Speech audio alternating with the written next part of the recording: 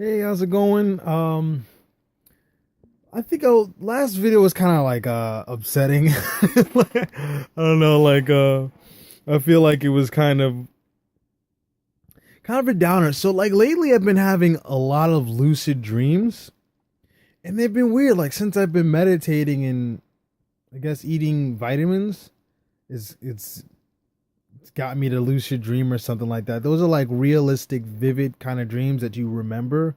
Because for a while I wasn't remembering any of my dreams, honestly. I was just kind of going to sleep and then waking up and I'm like, "Hey, another day." But it was weird. Like I had a lot of good ones. Like there was this one where I was in this it was like a game show and I was in this tank and there was like a couch, there was, like a somewhere it looked like a living room but underwater, but you could see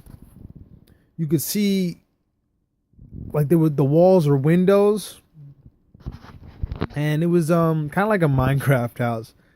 And we're just sitting there, and then like you hear on the loudspeaker, they go like, "All right, you gotta figure out a way to get out." And I'm like, "All right, but just if you go in the water, the great white shark's gonna eat you." And I'm like, "Wait, what?"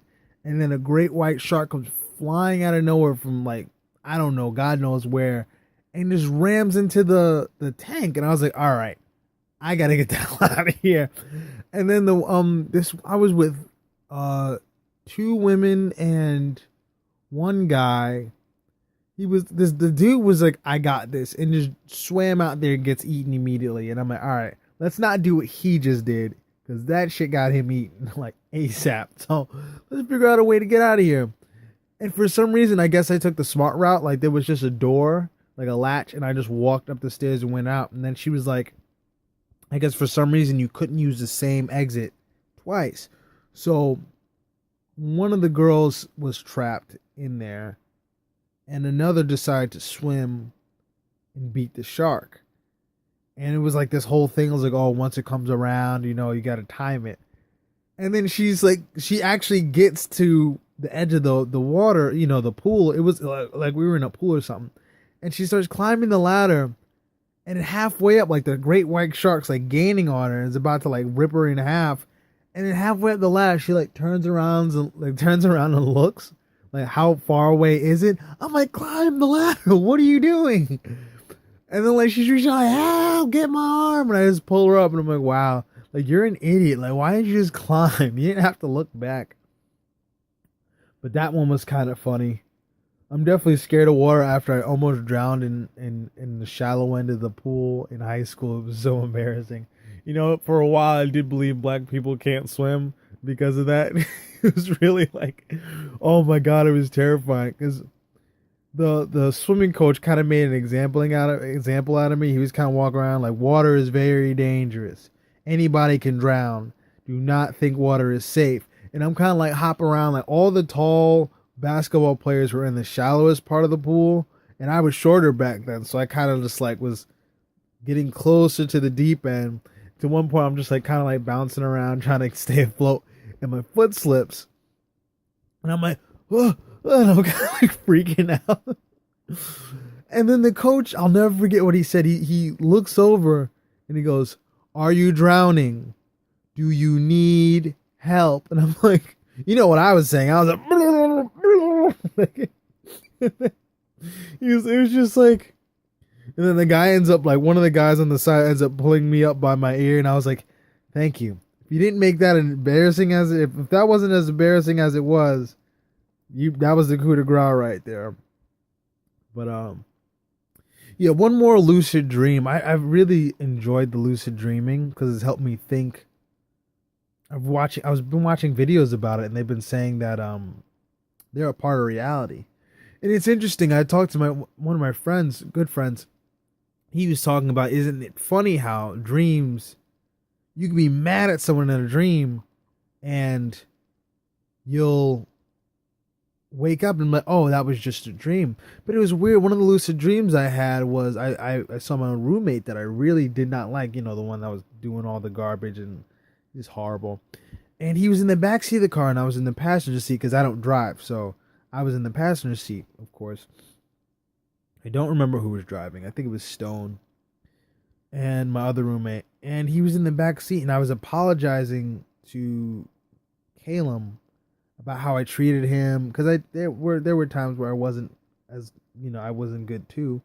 I was being an asshole myself, and I was just apologizing, and I felt like when I woke up, I felt so much relief, like the burden was lifted, like I'm no longer angry about what happened in the past. But I think I was the last dream I wanted to talk about. It was weird, like I really enjoyed it though. Like it was like a story. It was about me, but I was an alien. And it was kind of like the Rick and Morty episode. Like I watched the Rick and Morty season 3 episode 1 when he was doing the mind transfer. And I was in the role of an alien, and I was on a planet. It was either dying or they were suffering a great deal. And there was another alien race who were kind of like looking down on, let's say they were like chopas or whatever. The the lower class were like chopas and the higher class were like Glades or something. I don't know. I'm looking at like the Glade spray can. So the chopas were, I was a chopa apparently, and I was a great scientist, and I transferred my consciousness somewhere else, far away from my home planet, far away from the chopas. But I strongly love my people. I strongly wanted to do better for the environment and save my race. It was weird, like, because sometimes it was chopped up and in and out.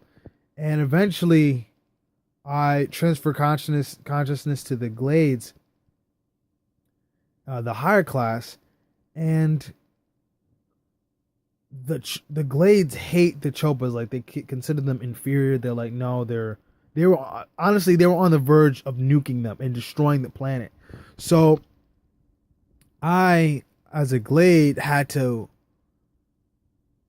I know it's kind of confusing, but I had to be kind of incognito and act like I didn't like them. But in the end, like, I ended up changing everything, all my beliefs, just to save my people. And it was weird, but I wasn't them. I wasn't them anymore. And I sacrificed so much. And in the end, I saved the chopas, but I was forever exiled. Like, I couldn't go back to my people. I was with the Glades forever. And it was just like, it was like this dark, it's really dark, and I just didn't understand it. I met Markiplier in one of my dreams, and it was weird because, like, he had a big head. Because, I watch a lot of his Let's Plays, and he just has, like, his head in the box. So I was like, oh, that's when I realized, I'm like, oh, this is lucid dreaming. I have to start researching this because this is interesting. Well, I hope you enjoyed the video. I've been doing a lot of Messy Kid videos, so I just want to do a vlog today, talk about, uplift myself and stay optimistic. Excuse me, there's a lot of things that got me down, but, you can't fixate on those things, because if you waste a lot of emotional energy on those, it'll get you down. You don't want to get down, you know what I'm saying? Not like to get down, but you don't want to get down like to get down.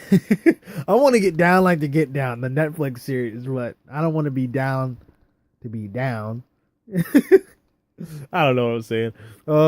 This is a better video. I like how cheery I am in this one, so I'll see you guys later.